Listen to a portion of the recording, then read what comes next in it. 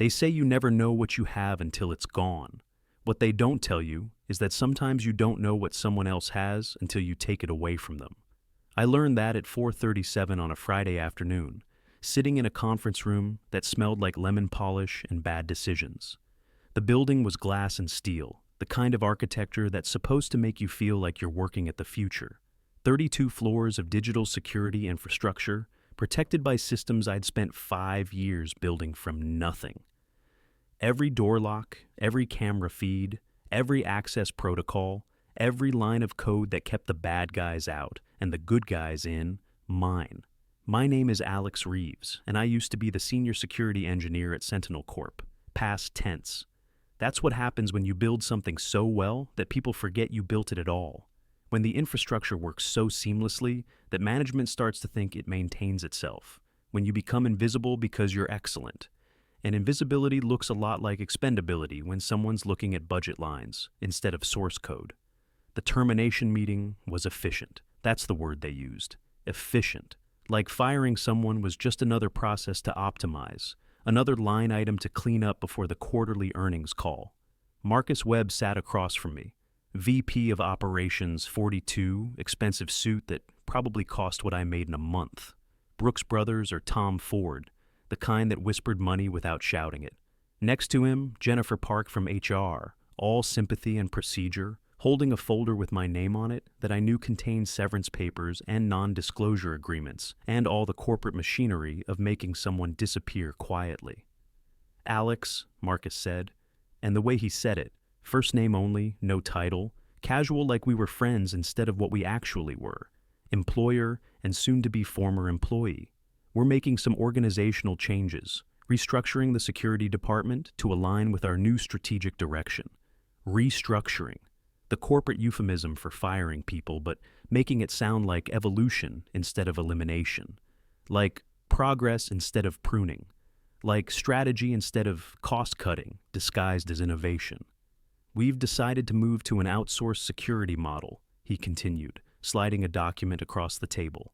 The paper was heavy stock, cream-colored, watermarked with the Sentinel logo. They'd spent money on the presentation of my elimination. Partnering with SecureNet Solutions for our infrastructure management, they'll be taking over all cybersecurity operations starting next month. More cost-effective, lets us focus on our core business, brings in fresh perspectives from security specialists. I looked at the document.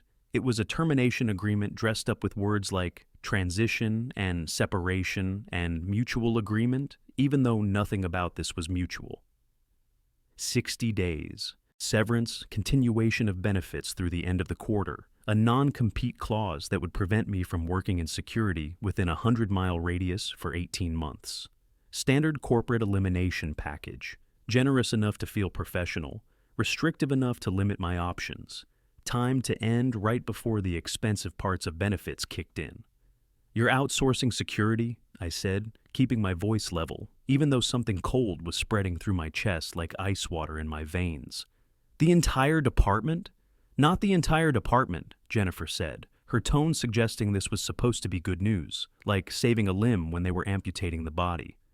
We're retaining 2 positions for oversight and vendor management, but your role specifically, senior security engineer, is being transitioned to SecureNet's technical team.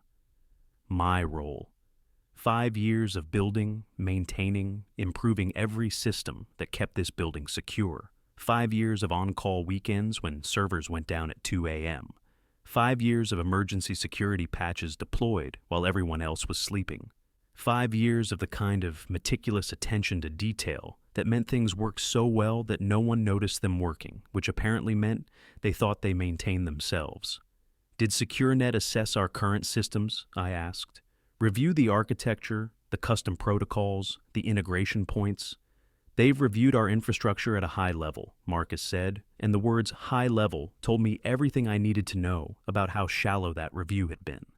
They're confident they can maintain and improve what we have in place. Fresh eyes, you know. Sometimes that's valuable. Sometimes you need outside perspective to see optimization opportunities. Fresh eyes. As if the eyes that had built everything from scratch, that had debugged every error and patched every vulnerability and refined every protocol over 5 years, couldn't see clearly anymore, as if familiarity was a liability instead of an asset, as if institutional knowledge was a bug rather than a feature. When? I asked. Your last day will be 2 weeks from today. We'll need you to document everything, of course. Create transition materials for the SecureNet team.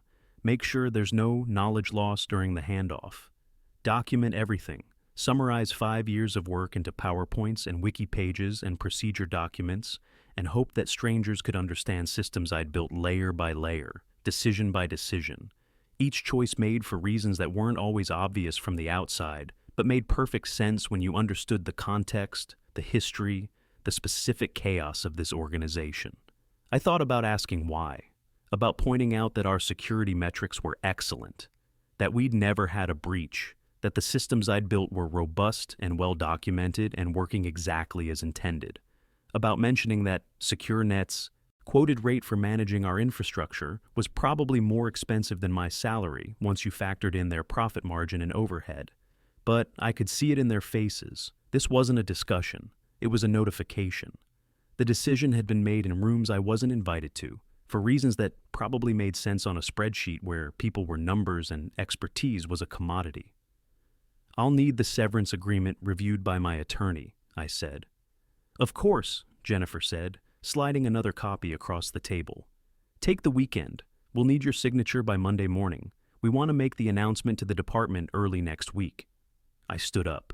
The chair made a soft sound against the carpet, expensive carpet, the kind that cost $200 per square yard, that muffled everything, made every conversation feel confidential, even when it was just execution by committee. One question, I said, hand on the door. Did anyone ask SecureNet about the custom protocols I built? The proprietary access management system? The threat detection algorithms that learn from building specific behavior patterns? Marcus and Jennifer exchanged a look.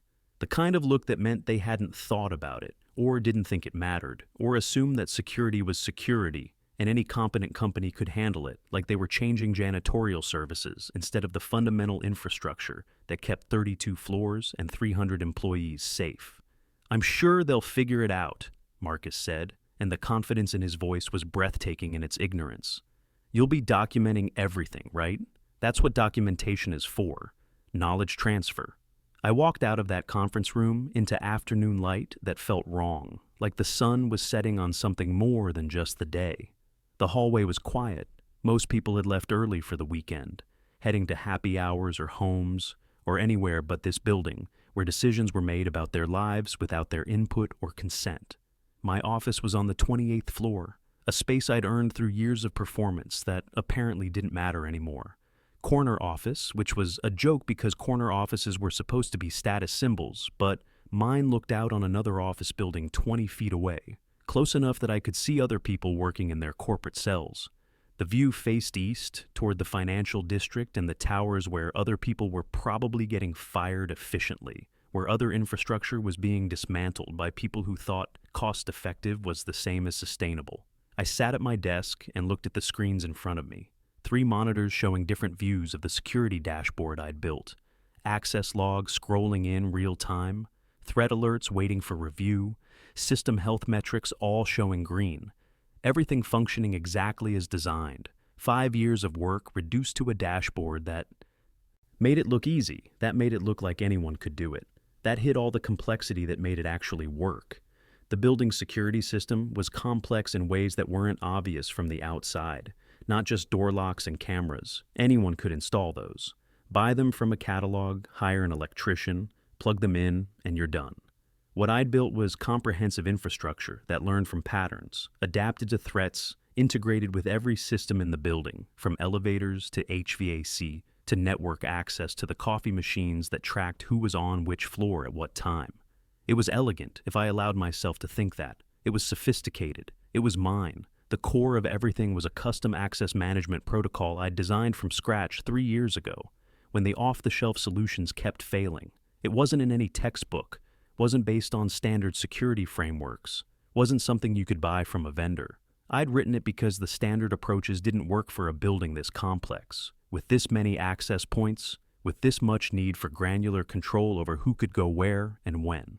Every door in the building, 183 of them, I knew the count precisely, was controlled by that protocol. Every elevator call, every stairwell access, every restricted area from the server rooms to the executive floor to the roof, access that only maintenance was supposed to have. All of it running through code I'd written line by line, tested obsessively, refined over years of production use. The system used what I called cascading authentication. Physical credentials, key cards with encrypted chips, confirmed by biometric scanners at sensitive entry points, confirmed by network authentication that verified the credential was being used from an expected device, confirmed by behavioral pattern analysis that checked if the access requests matched the person's normal patterns. If any layer detected an anomaly, the whole chain reevaluated. Someone using a valid credential from an unexpected location, flag it. Someone accessing areas in an unusual sequence, flag it. Someone whose biometric scan matched but whose typing patterns when they logged into the network afterward didn't, flag it and alert security. It was paranoid by design, which is exactly how security should be.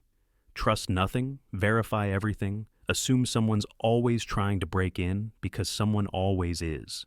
Not movie hackers in hoodies, usually. Just employees sharing credentials, contractors overstaying their authorized hours, ex-employees whose access hadn't been properly revoked, social engineers talking their way past reception. The threat detection system was the part I was most proud of. Machine learning algorithms that I'd trained on 5 years of access pattern data. Not just someone tried the wrong password 5 times. Anyone could catch that. This was subtle. Someone accessing systems in an unusual order. Credentials being used from unexpected network locations, timing patterns that suggested credential sharing or social engineering. It had caught 3 attempted intrusions in the past 2 years, not dramatic Hollywood hacking with green code scrolling on black screens, just quiet attempts to gain access that shouldn't have been granted. An ex-employee's credentials being used 2 weeks after termination. Someone had cloned the key card before it was deactivated. A contractor accessing financial systems at 3 a.m. when their authorized hours were 8 to 5. A credential being used simultaneously in 2 different buildings, which was physically impossible and meant someone had duplicated it. Each time, the system had flagged it immediately, locked down the compromised access, alerted the right people. Each time I'd investigated, tightened protocols, updated the machine learning model to recognize similar patterns. We'd never made the news because we'd never been breached, never had data stolen, never had unauthorized access lead to anything worse than a stern conversation with someone who'd bent the rules. That was the point.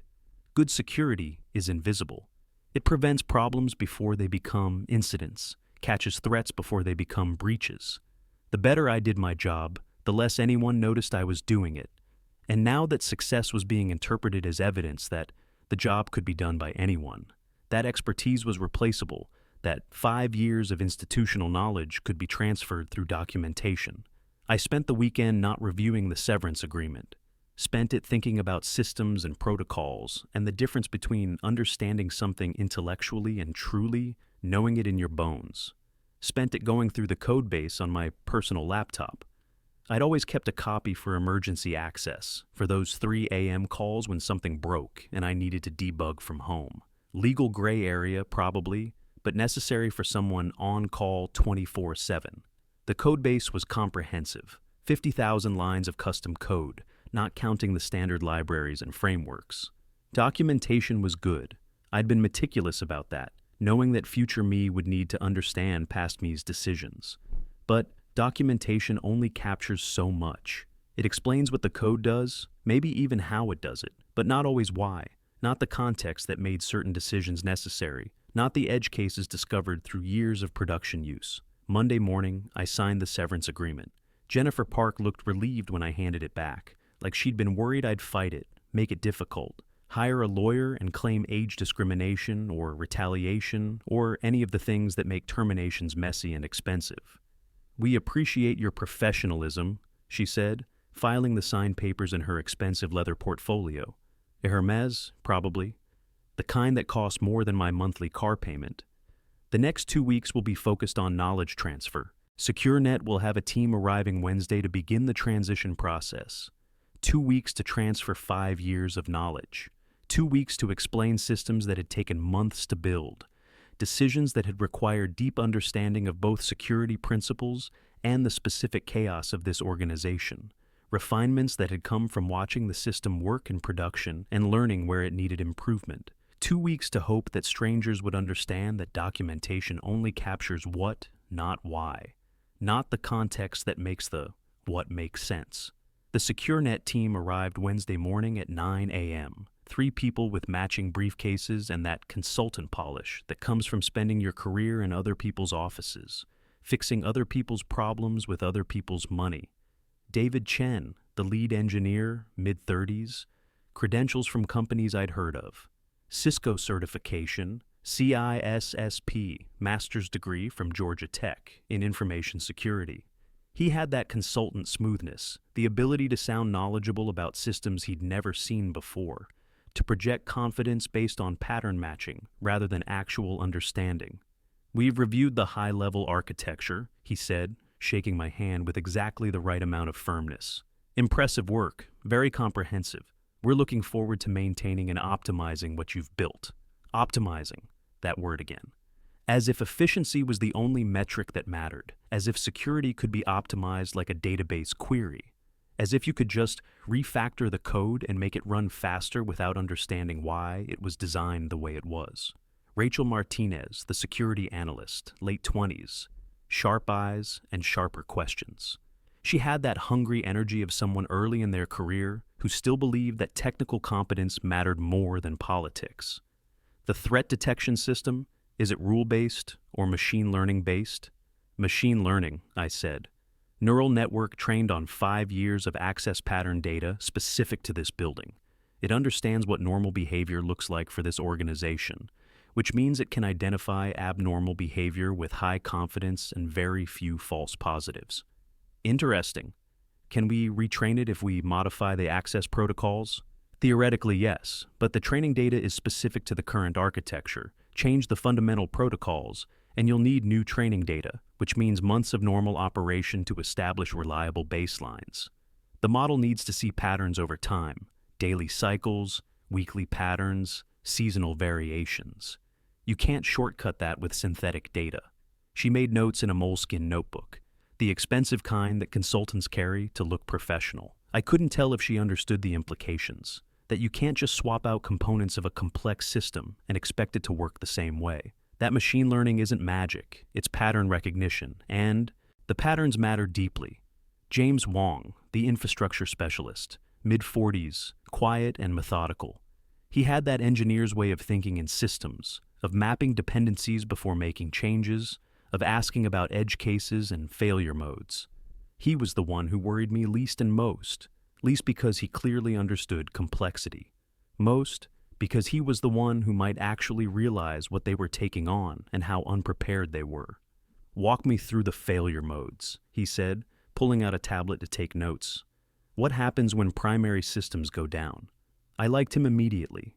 We spent 2 weeks going through everything. I walked them through the access management protocols, explaining the cascading authentication and why each layer mattered, showed them the threat detection algorithms, the machine learning model architecture, the training data and retraining procedures, explained the integration points with building systems, how the access control talked to the elevators, how the HVAC system used occupancy data from access logs, how the network authentication tied into the physical security. David took notes efficiently, asked questions that showed he was following along at the surface level. He understood the architecture diagrams, could explain back to me how the components connected, seemed confident he could maintain what I'd built. Rachel dove deep into the threat detection, wanted to understand how the machine learning worked, what features it was trained on, why certain behaviors triggered alerts while others didn't. She was good, technically sharp, but she'd never built a system from scratch, never lived with one through 5 years of production use. She knew the theory, but not the practice, the principles, but not the edge cases you only learn from experience. James was quiet, methodical, mapping out dependencies and asking questions about scenarios I hoped would never happen. What happens if the authentication database goes down? There's a failover system, I explained, pulling up the architecture diagram. Secondary database in a different data center. synchronized in real time with sub-second latency. If both fail, and they're designed never to fail simultaneously because they're on different power grids, different network providers, different everything, there's a tertiary system that caches the last known good state for 72 hours. After that, physical override keys held by building security in a biometric locked safe. And if someone needs access during that 72-hour window but isn't in the cache, manual override protocol requires 2 building security officers with physical keys, plus authorization from either the CTO or VP of operations via authenticated phone call. The override is logged locally and synchronized when the network comes back. Every override triggers an investigation to understand why it was necessary. He made notes, looked concerned. That's a lot of failure modes to remember. That's why I documented them, I said, pulling up the disaster recovery wiki I'd maintained religiously. Every scenario, every protocol, every override procedure, every escalation path. It's all here. But even as I said it, even as I showed him the comprehensive documentation I'd spent 5 years building, I knew documentation wasn't enough. Documentation captured the what and the how, but not the why, not the context that made the decisions make sense, not the experience of watching the system work over years, learning its quirks, understanding the edge cases that only showed up once in production and looked like bugs until you understood they were actually correct behavior for unusual circumstances. My last day was a Friday, 2 weeks after the transition started. Poetic, I suppose. Fired on a Friday, leaving on a Friday, the symmetry of corporate tidiness. I packed my personal items into a cardboard box that security provided. A coffee mug from a security conference. A plant that had somehow survived 5 years of my benign neglect. A plaque recognizing my contribution to the company's SOC2 certification. Photos of my family that had sat on my desk, reminding me why I worked the long hours and took the midnight calls. The physical artifacts of a career that was ending whether I wanted it to or not. Marcus Webb stopped by my office midday, that carefully timed visit that executives make when they want to show they care without actually caring. Just wanted to say thanks for the thorough transition. SecureNet feels confident they can take it from here. David says you've been very professional about the whole thing. Professional. The word they use when they want you to accept your own elimination quietly. Did they mention the authentication cascade timing? I asked. The what? The authentication cascade timing. There's a specific timing window between biometric scan and network verification. Too fast and it might be a replay attack. Someone captured the biometric data and is replaying it faster than a human could actually authenticate. Too slow and it frustrates legitimate users, makes them think the system is broken. I tuned that timing over 2 years of A/B testing to find the optimal balance between security and usability. I'm sure they'll figure it out, Marcus said, and I could hear it in his voice. He didn't understand what I was talking about, didn't think it mattered, assumed that security was a commodity service that any competent company could provide. That expertise was fungible. That 5 years of institutional knowledge could be replaced by 3 people with impressive credentials who'd spent 2 weeks reading documentation. I didn't argue. What would be the point? He'd already decided I was replaceable, that the systems I'd built were transferable, that documentation was sufficient for knowledge transfer. Some lessons you can't teach. You can only watch people learn them the hard way. I left at 5 p.m. No ceremony, no goodbye lunch, no acknowledgement beyond Jennifer Park's professional handshake and her assurance that my severance would be processed within 30 days. I walked out through the lobby, past the security desk, where Carlos gave me a sympathetic nod. He'd been there since before I was hired, knew the building's rhythms better than anyone, understood what it meant when someone left carrying a box. The exit doors opened for me one last time, my access credentials still valid for another 2 hours by policy.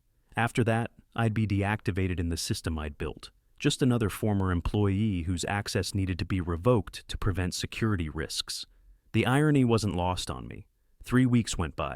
I spent them applying for jobs in a market that had suddenly become competitive in ways I hadn't expected. The non-compete clause made direct security roles complicated within the 100-mile radius. Potential employers got nervous when they saw it, worried about liability, moved on to candidates without legal complications. I did consulting work for companies outside the radius, small projects that paid bills but didn't replace the satisfaction of building something comprehensive, something that mattered, something I could watch work and improve over years. The phone call came on a Tuesday evening, 7:43 p.m. I remember the time because I was making dinner, because the sun was setting through my kitchen window, because I almost didn't answer a number I didn't recognize. Marcus Webb, sounding different than I'd ever heard him, stressed, frustrated, maybe a little desperate. Alex, I need to ask you something. We're having issues with the security system. Issues. That word could mean anything from a minor inconvenience to a catastrophic failure, from users annoyed by slow authentication to the building being physically compromised. What kind of issues? I asked, turning off the stove, grabbing a pen and notepad out of habit. Access problems. Some people can't get into areas they should have access to. Others are getting access to places they shouldn't. The threat detection system keeps flagging false positives and locking people out of their own offices. Security has been manually overriding locks for 3 days straight. SecureNet says they're working on it, but it's been 2 weeks since the problem started, and it's getting worse instead of better. I thought about the authentication cascade, about the timing windows I'd spent 2 years tuning, thought about the machine learning model that understood normal behavior patterns, thought about David Chen's confident efficiency, and Rachel Martinez's questions about retraining, and James Wong's concerned look when I'd explained the failure modes. What did they change? I asked. I don't know the technical details, something about optimizing the authentication process, making it faster. They said the system was too complex, too slow, that users were complaining about the 4-second authentication delay. They got it down to under 2 seconds. Too complex, too slow. The words of people who thought they understood the system because they'd read the documentation, who thought efficiency was the only metric that mattered, who'd optimized without understanding why the complexity existed in the first place. 4 seconds wasn't slow, it was careful. It was the time required for proper cascading authentication. Biometric scan, network verification, behavioral pattern analysis, cascade confirmation. Each layer adding security, each step generating data, points that the machine learning model needed to recognize normal patterns. Cut it to 2 seconds, and you were skipping steps, giving the machine learning model incomplete data, training it on behavior patterns that didn't match the architecture it was designed for. The cascade timing, I said. They modified it. I have no idea. Alex, can you fix it? Can you fix it? The question that should have been asked before they fired me, before they decided that security was a commodity service, before they thought that documentation was sufficient for knowledge transfer, before they learned the hard way that expertise isn't replaceable just because it's well documented. I'm under a non-compete, I said. Working on Sentinel security systems would violate it. You could sue me. Silence on the line, long enough that I thought we might have been disconnected. Then, what if we void the non-compete, bring you back as a consultant? That's not how non-competes work. You can't just void them retroactively when they're inconvenient. The whole point is to prevent exactly this scenario, former employees being essential after termination. Alex, we need help. The board is asking questions. Clients are complaining about security issues. They can't access their meetings. They're being locked out of secure areas where we're storing their confidential data. We have a major client presentation tomorrow, and half the executive team can't access the presentation room. SecureNet says they need another month to fully understand the system architecture, but we can't operate like this for another month. Another month. Because understanding a system built over 5 years, refined through countless edge cases and production incidents, optimized through years of real-world use, that takes time. That requires living with it, watching it work, learning its quirks and patterns, and the reasons behind decisions that seem arbitrary until you understand the context. I thought about saying no, about letting them learn the hard way what happens when you treat expertise as expendable, when you optimize without understanding, when you fire the person who built the thing and expect strangers to maintain it from documentation, about letting them sit with the consequences of their decision to prioritize cost over continuity, efficiency over expertise. But I also thought about Carlos at the security desk, about the engineers on floors 15 through 22 who just wanted to do their work, about the systems I'd built with such care being broken, not because they were poorly designed, but because they'd been modified by people who didn't understand them. "I'll need a contract," I said. "Independent consulting agreement. My rate is $300 per hour with a minimum 8-hour engagement. No extension of the non-compete. And I'll need full administrative access to the system, plus authority to override any changes SecureNet made if I determine they're causing the problems." "Done. How soon can you start?" "Tomorrow morning, 9 a.m., but Marcus?" "Yeah." "This is going to be expensive. Consulting rates are very different from employee salaries. And if the problems are as bad as you're describing, this isn't a quick fix. This is going to take time. I don't care about the cost. I care about fixing this before someone important gets locked out of something critical, or worse, before someone who shouldn't have access gets into something they shouldn't. I showed up Wednesday morning, signed in at the security desk with a visitor badge because my employee credentials had been deactivated 4 weeks ago. The badge was bright red, contractor designation, and it made me feel like an outsider in a building where I'd spent 5 years. Carlos grinned when he saw me. "Knew you'd be back. Building's been a mess since you left. Half the staff can't get to their desks without security doing manual overrides." The Security Operations Center was on the 27th floor, a room I'd designed myself, banks of monitors showing camera feeds and access logs and system health metrics, workstations for the security team, a glass-walled office for the security director. Everything arranged for maximum visibility and rapid response. David Chen was there when I arrived, looking exhausted. His expensive suit was rumpled, tie loosened, the polish of the confident consultant replaced by the stress of someone in over their head.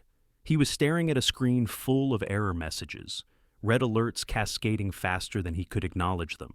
"Alex," he said, and the relief in his voice was obvious, palpable, the sound of someone drowning who just spotted a lifeguard. "Thank God. We've been trying to figure out what's wrong with the threat detection for 2 weeks. It's flagging legitimate access attempts as suspicious and blocking them. We've had to disable it 3 times already, but then we lose all threat monitoring." I looked at the screen. The error messages told a story if you knew how to read them. Authentication timing violations, pattern recognition failures, cascade verification errors. They'd modified the cascade timing to make it faster, which meant the machine learning model no longer recognized legitimate behavior patterns as normal. "You changed the authentication timing," I said. Not a question. "We optimized it. It was taking 4 seconds per authentication, which felt really slow to users. We got it down to 1.5 seconds. Much better user experience. 4 seconds wasn't slow. It was secure. It was deliberate. It was the time required for biometric scan at the reader, network verification from the authentication server, behavior pattern analysis from the machine learning model, and final cascade confirmation. 1.5 seconds meant they'd skip steps, parallelize things that shouldn't be parallel, cut corners to optimize metrics that shouldn't have been optimized. The timing isn't arbitrary, I explained, pulling up the system architecture on one of the workstations. Each step in the cascade generates data points that the threat detection model uses for pattern recognition. Speed it up, and you're giving the model incomplete information. It doesn't recognize the patterns as normal because the patterns have fundamentally changed. "Can you fix it?" David asked. "I can restore the original timing, but that won't immediately fix the machine learning model. It's been training on corrupted data for 3 weeks. We'll need to roll back to the last known good version from before your changes and then retrain, which means at least 2 weeks of operation to reestablish baseline behavior patterns. Maybe longer if the bad training corrupted the model's weight significantly. 2 weeks? Machine learning requires clean data, lots of it, collected over time under normal operating conditions. There's no shortcut. You can't just tell a neural network, forget the last 3 weeks. You have to retrain from a checkpoint, and that takes time. I spent the rest of that week undoing their optimizations, restored the cascade timing to the original 4-second window, rolled back the authentication protocols to my design, reverted the threat detection model to the last checkpoint before they'd made changes. Fortunately, I'd built automatic daily backups into the system, and they'd been running in the background, even though SecureNet apparently hadn't known they existed. It was like surgery, careful, precise, each change documented and tested before moving to the next. Roll back one component, verify it works, check for side effects, confirm with the security team that access is working properly, then move to the next component. SecureNet's team watched, increasingly quiet as I worked. They had been hired to maintain and optimize, and instead, they'd broken a system they didn't fully understand.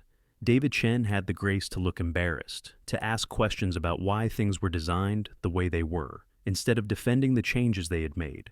Rachel Martinez took notes like she was a student again, learning lessons that documentation alone couldn't teach. James Wong just nodded occasionally, like he'd suspected this would happen, like he'd seen it before in his long career of cleaning up other people's optimization. Disasters. By Friday afternoon, the system was stable again. Access worked correctly. Threat detection stopped throwing false positives. Users could get to their offices without calling security for manual overrides. The cascade verified authentically without frustrating users because 4 seconds of security was better than hours of being locked out. Everything green on the dashboard, exactly like it had been before I was fired. Marcus Webb called me into his office. Same office, same expensive furniture, same view of nothing interesting. But something had shifted in how he looked at me, less like a former employee, more like someone whose expertise he'd underestimated. "You fixed it," he said. "I restored it," I said. "There's a difference. Fixing implies something was broken. I just undid changes that shouldn't have been made. SecureNet says they understand the system better now. They won't make the same mistakes again." I thought about pointing out that understanding gained from breaking something isn't the same as understanding gained from building it. That they might understand what happened now, but they still didn't fully understand why the system was designed the way it was. That documentation can't capture institutional knowledge, can't replace the experience of watching a system work over 5 years, learning from every edge case and incident and near miss. But I didn't say any of that, just nodded. "What do we owe you?" Marcus asked. "Bill's in your email. 42 hours at my consulting rate. That's $12,600. He looked at the invoice, winced slightly. It was more than 2 months of my old salary for 1 week of work. "That's expensive," he said. "That's the market rate for emergency expertise," I said. "Cheaper than a security breach would have been. Cheaper than the productivity loss from 3 weeks of people being locked out of their offices. Cheaper than losing the client whose presentation got delayed because executives couldn't access the presentation room. Cheaper than hiring and training someone new from scratch who'd have to learn the system without any of the institutional knowledge." He signed off on it without further argument. Knew he had no leverage, no alternatives. That expertise costs more when you fire it, and then realize you still need it. I left that afternoon with a check in my pocket and the strange satisfaction of having proven a point I'd never wanted to prove. They'd learned the lesson the hard way, that systems aren't commodities, that expertise isn't fungible, that documentation isn't sufficient for knowledge transfer, that the person who builds something knows it in ways that can't be captured in wiki pages and architecture diagrams. But they had only learned it temporarily. Some people never really learn. The following week, I got another call from Jennifer Park.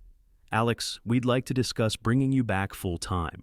SecureNet's contract isn't working out as well as we'd hoped." "What happened now?" "They're requesting additional budget for training and system familiarization. They're saying the complexity is significantly beyond what they estimated in their proposal. Frankly, we're spending more on their monthly retainer than we were spending on your annual salary. The irony was so thick you could spread it on bread." "They estimated based on the documentation," I said. "Documentation makes everything look simpler than it is. It captures the what, not the why. The why takes years to understand." "Yes, well, the board wants to revisit our security structure. They're asking if we can bring you back." "What are you offering?" "Your old position. Same salary, same benefits. We realize we made a mistake in the restructuring." I thought about it. Thought about returning to a place that had decided I was expendable, that had treated expertise as a commodity, that had learned its lesson but might not have learned it permanently. Thought about whether trust, once broken, could be repaired with a job offer and an admission of error. "I'll need a significant raise," I said, "and a retention bonus, and an employment contract that specifies I can't be terminated without cause. Real cause, not restructuring or efficiency or strategic direction changes. You wanted to see what the market rate for my expertise was. This is it." There was a long pause. I could hear her typing, probably calculating numbers, probably realizing how much their cost-cutting had actually cost them. "How much?" she asked finally. I named a number, 40% more than my previous salary, plus a retention bonus that would vest over 3 years, plus contractual protections that meant they couldn't just decide I was too expensive and eliminate my position efficiently. "That's substantially more than we were paying you before," Jennifer said. "And it's substantially less than you're currently paying SecureNet, plus the cost of their mistakes, plus the productivity loss from security failures, plus the emergency consulting fees when things break. It's also substantially less than you'd pay if you had to hire someone new and spend 2 years training them to understand a system this complex. You want the calculation? I can send you a spreadsheet." Another pause, longer. "I'll need to discuss with Marcus and get CFO approval." The offer came back 2 days later.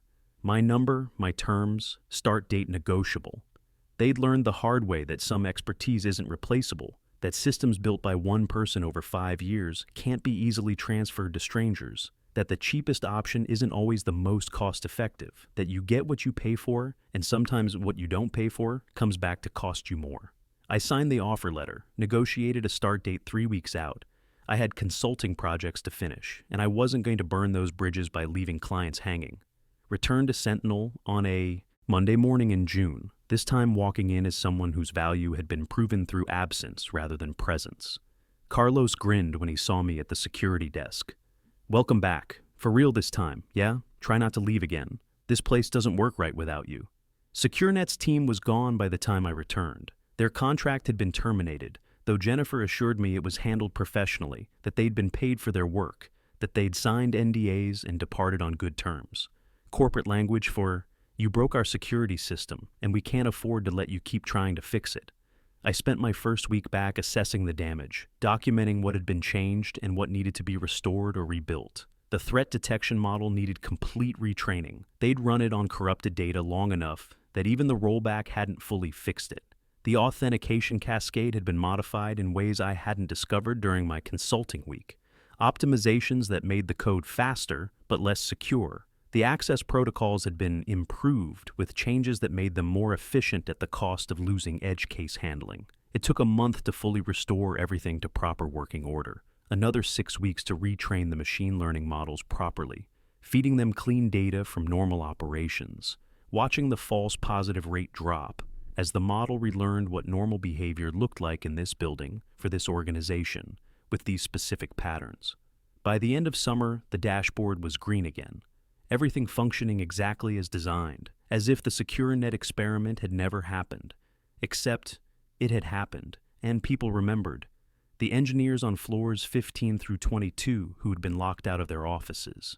The executives who'd been embarrassed when they couldn't access the conference room for an important client presentation. The security team that had spent 3 weeks doing manual overrides because the automated systems they had trusted had suddenly become unreliable. Marcus Webb, who'd had to explain to the board why security costs had spiked while security functionality had degraded. They remembered, and it changed things in subtle but important ways. Security budget requests that used to be scrutinized were now approved without argument. They had learned that being cheap about security was expensive. Suggestions for system improvements were implemented instead of questioned. When I explained why certain protocols were necessary, even if they seemed complex or slow, people listened instead of trying to optimize. The building's security system is complex because the building is complex.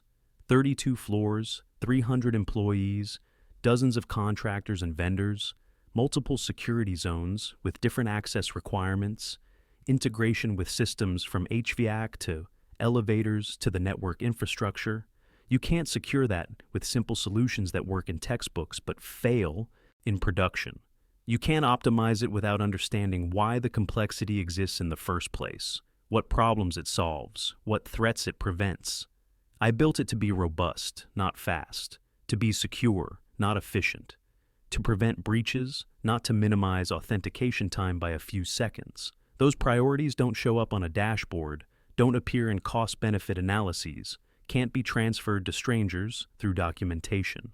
That's what Marcus Webb and Jennifer Park and the entire Sentinel executive team learned when they tried to outsource expertise. that some knowledge lives in systems, documented and transferable through proper knowledge management, but some knowledge lives in people, the context, the experience, the understanding of why every decision was made the way it was, the edge cases that only show up once every 2 years, but break everything when they do. They fired me without knowing I built the whole security system, not just installed components, not just configured purchase solutions, not just maintained someone else's design. Built it from nothing, line by line, decision by decision. Over 5 years of learning what this building needed and how to provide it. And then they learned what happens when you take that knowledge away and try to replace it with documentation and consultants who think they can figure it out from architecture diagrams. The lesson cost them more than keeping me would have. Way more. Consulting fees plus SecureNet's contract, plus productivity losses, plus reputation damage, plus the premium they're now paying to keep me. But some lessons have to be learned the hard way. Now they know what they have, and they're a lot more careful about trying to take it away. The city looks different from my office now. Same view, same desk, same 3 monitors showing the security dashboard I rebuilt. But everything feels different because they understand now what they didn't understand before, that systems are built by people, and the people who build them carry knowledge that can't be fully transferred, can't be captured in documentation, can't be replaced by consultants who think expertise is fungible and security is a commodity service. I got an email from David Chen a few months after SecureNet's contract ended, professional, apologetic, asking if I had any advice for someone trying to build expertise in complex systems instead of just maintaining them. I wrote back honestly, build something from scratch, something comprehensive, something that matters. Maintain it for years, not months. Learn every failure mode by experiencing it in production. Document everything meticulously, but understand that documentation only captures the what, not the why. And remember that the fastest solution isn't always the right one. Sometimes slow is secure, complex is robust. And expertise is what happens when you've made every possible mistake at least once and learned from all of them. He thanked me. Said it was the best career advice he'd received in years of consulting. Said he was thinking about leaving SecureNet, maybe finding a place where he could build something instead of just optimizing other people's work. I don't know if he followed through, but I know what happens if he doesn't.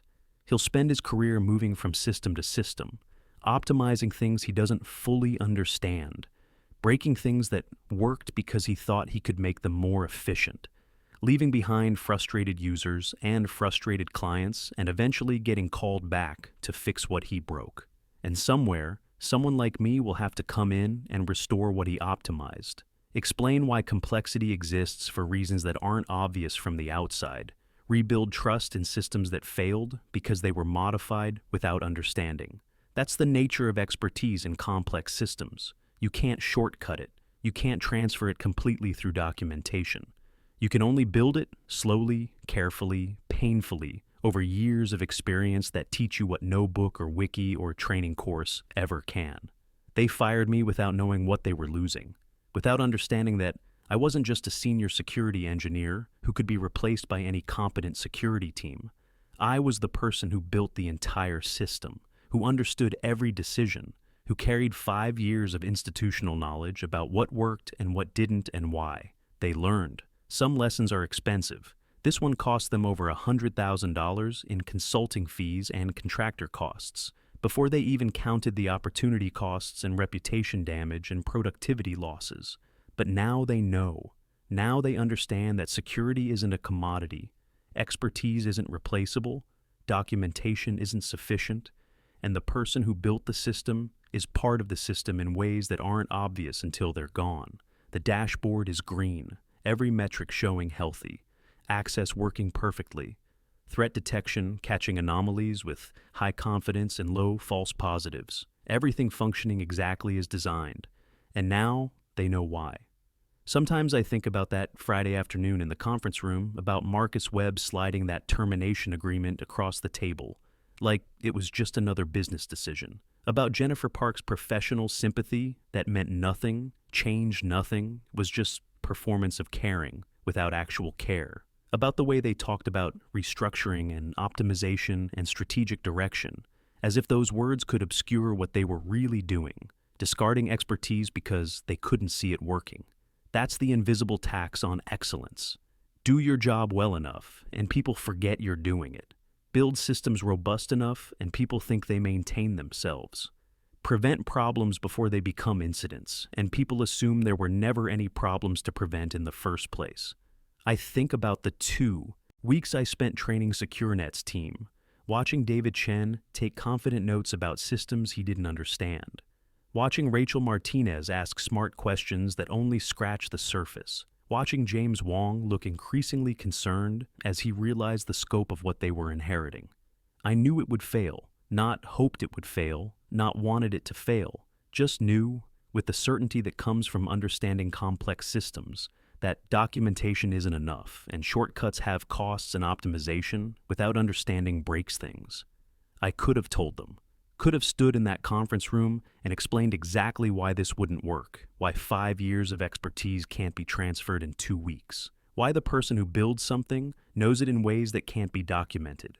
But would they have listened? Or would they have heard it as the expected protest of someone being fired, the predictable claim that I was irreplaceable when everyone is eventually replaceable?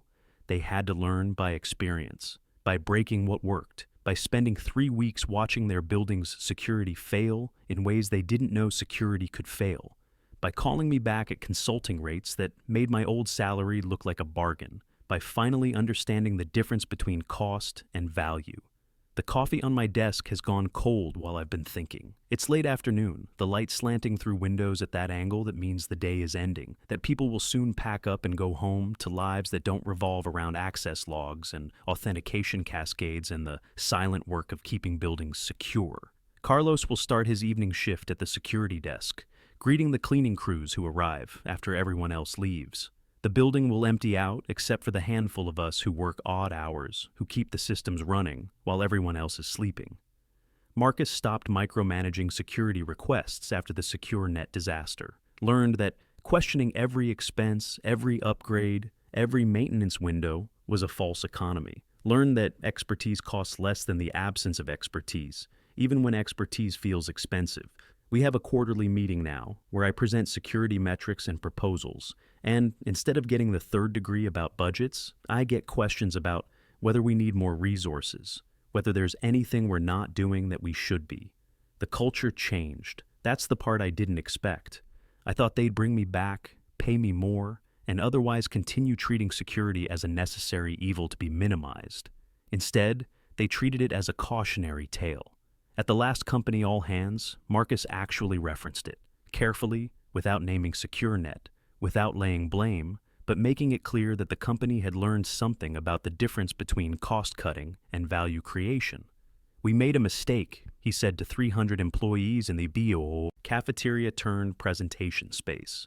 We treated specialized expertise as if it was a commodity. We thought documentation was sufficient for knowledge transfer. We learned that some things take years to build and can't be replicated in weeks. We're not making that mistake again. It wasn't an apology exactly, but it was acknowledgement. It was a public learning, a confession that expertise matters, that institutional knowledge is real, that the invisible work of keeping systems functioning is valuable even when it's invisible. Jennifer Park sent me a note after that, all hands, just 2 sentences. Thank you for coming back. We're better for having learned this lesson. I appreciated the sentiment, even though it shouldn't have taken a disaster to learn something that obvious. The thing about expertise is that it compounds quietly. Each year I spend with these systems, I learn more about their edge cases, their failure modes, their quirks and patterns. I discover new ways to optimize, real optimization, not the superficial kind that sacrifices security for speed. I find vulnerabilities before they're exploited, tune algorithms before false positives become problems, refine protocols before users even notice they need refining. That knowledge is cumulative. It builds on itself. Year 6 is more valuable than year 5 because it includes everything learned in years 1 through 5. Year 7 will be more valuable than year 6 for the same reason. That's why losing someone with institutional knowledge is so expensive. You're not just losing their current capabilities, you're losing the compounding returns of everything they've learned and will continue learning. SecureNet's team was competent. David Chen knew security principles. Rachel Martinez understood threat detection. James Wong could map dependencies. But competence isn't the same as expertise, and expertise isn't the same as institutional knowledge. They could have learned, given enough time, given enough mistakes to learn from. But time and mistakes are expensive teachers, and Sentinel wasn't willing to pay that tuition after they'd already paid it once with me. I wonder sometimes what would have happened if they'd kept me from the beginning, if they'd never tried to outsource, never decided I was expendable, never learned this lesson the hard way. Would they have taken security seriously? Would they have funded upgrades without question? Would they have treated expertise as valuable instead of as a cost to be optimized? Probably not. Some lessons can only be learned through loss. Some values can only be recognized after absence. Some expertise only becomes visible when it's gone and everything starts breaking. The building is quieter now as evening settles in. Most people have left. The HVAC system has shifted to night mode, reducing airflow to empty floors. The elevator system has reconfigured for off-peak operation. The lighting has dimmed in unoccupied areas. All of it, coordinated through the security system I built. All of it working seamlessly because 5 years of refinement taught me how to make systems that adapt to patterns, that learn from behavior, that work so well people forget they're there. That's the paradox of good security. The better it works, the less people notice it working. The more seamlessly it functions, the more people think it's simple. The more reliable it is, the more people assume it maintains itself, until it stops working, until someone optimizes it into breaking, until expertise is removed and everyone learns what absence costs. They know now. They paid to learn. They won't forget again, at least not while I'm here, not while the lesson is fresh, not while the cost is still visible in the budget reports that show how much they spent fixing what they broke. And me? I'm still here, still building, still refining systems that most people will never fully appreciate because they work too well to be noticed. Still doing the invisible work that keeps 300 people safe, that prevents breaches before they happen, that catches threats before they escalate. Still being excellent at something that only becomes visible when it's gone.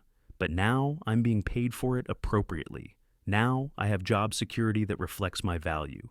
Now I have a contract that says they can't just decide I'm expendable whenever the next efficiency initiative comes around. They fired me without knowing I built the whole security system. They learned, they know what they have now, and they're never letting me go again.